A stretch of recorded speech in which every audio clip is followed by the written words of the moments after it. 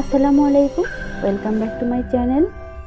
শীত চলে এসেছে, রাস্তার মুড়ে মুড়ে পিঠার উৎসব চলছে পুরো দমে। এই রাস্তার পিঠাগুলোর পাশাপাশি আমাদের ঘরে ঘরেও চলছে পিঠার উৎসব। শীতের বেলা সকালে অথবা বিকালে গরম গরম পিঠা খেতে কার না ভালো লাগে। আমার আজকের রেসিপি হচ্ছে মেরা পিঠা।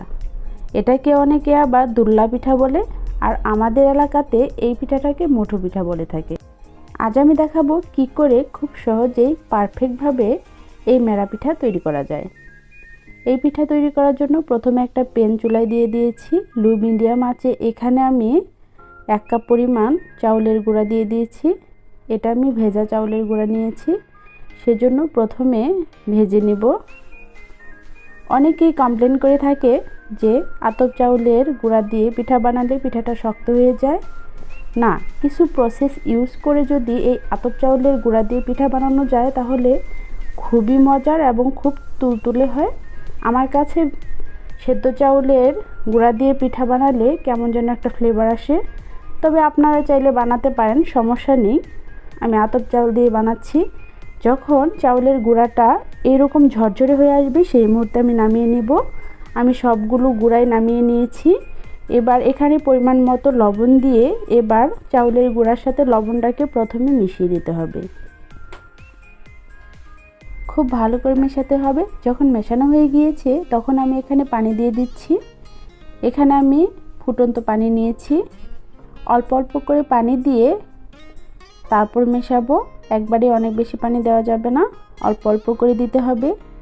দিয়ে খুব সুন্দর একটা সফট ডো তৈরি করব। এখানে আমি চাউলের গুঁড়া বা পানির কোনো পরিমাপ বলতে পারিনি, কারণ যার যতটুকু ভালো লাগবে ততটুকু পিঠাই বানাবেন। পরিমাণ মতো সব কিছু দিয়ে দিবেন, তাহলেই হয়ে যাবে। এমনটা হবে, অনেক বেশি হার্ড হবে না, কারণ অনেক বেশি হার্ড হলে এটা আস্তে আস্তে পানিগুলো টেনে যাবে, এমন হবে। এই ডোটা যদি নরম তুলতুলে হয় তাহলে পিঠাটাও নরম তুলতুলে হবে। তারপর আমি এটা পিঠা তৈরি করে নেব। প্রথমে এইভাবে গোল করে নেব হাত দিয়ে। এভাবে এই পিঠাটাকে বানাতে হয়, সেজন্য আমাদের এলাকাতে এই পিঠাটাকে মুঠো পিঠা বলে থাকে। অনেকটা মুঠোর মতো হয়, দেখেন এমনটা হবে। আপনারা চাইলে গোল করেও বানাতে পারেন, সমস্যা নেই। একে একে আমি সবগুলো পিঠা একইভাবে তৈরি করে নেব। আপনারা একটু খেয়াল করলেই দেখতে পাবেন আমি এই ডোটা কিন্তু অনেক শক্ত করিনি, অনেকটা সফট করেছি। তারপর সবগুলো পিঠা বানানো হয়ে গেলে আমি রাইস কুকারের যে ভর্তা দেওয়ার বাটিটা থাকে সেটাতে এটাকে ভাপ দিয়ে নেব। সেটাতে দিয়ে দিচ্ছি। কেউ চাইলে যে কোনো স্ট্রেনারও দিতে পারেন।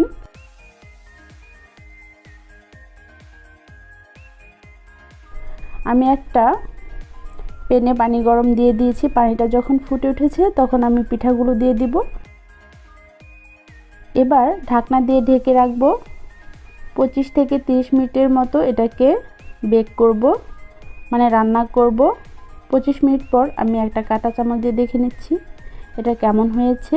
দেখেই তো বোঝা যাচ্ছে এটা কতটা সফট হয়েছে। এবার আমি একে একে সবগুলো পিঠা এইভাবে ভাপ দিয়ে নামিয়ে নিয়েছি। ব্যাস রেডি হয়ে গেল এই মজার মেরা পিঠা। বিকেলবেলা এই পিঠা ভর্তা দিয়ে খেতে ভালো লাগে, আর সকালবেলায় তো আমার কাছে মনে হয় খেজুরের গুড় বা খেজুরের রস দিয়ে খেতে খুবই মজার হয়। আমি এখানে খেজুরের গুড়টা অল্প পানি দিয়ে রসের মতো করে নিয়েছি, সেটা দিয়ে খাবো। আমি কেটে দেখাচ্ছি কেমন হয়েছে। একদম সফট এবং ভেতরে খুব ভালো করে কুক হয়েছে, আমরা দেখেই বুঝতে পারছি। এই পিঠাটা খেতে তো খুবই মজার। আশা করি আপনারা যদি আমার এই রেসিপিটি হুবহু ফলো করেন তাহলে আপনাদের পিঠাও আমার এই পিঠার মতো অনেক নরম তুলতুলে সফট হবে, এবং এই পিঠা তৈরি করতে কোনো প্রকার কমপ্লেন থাকবে না।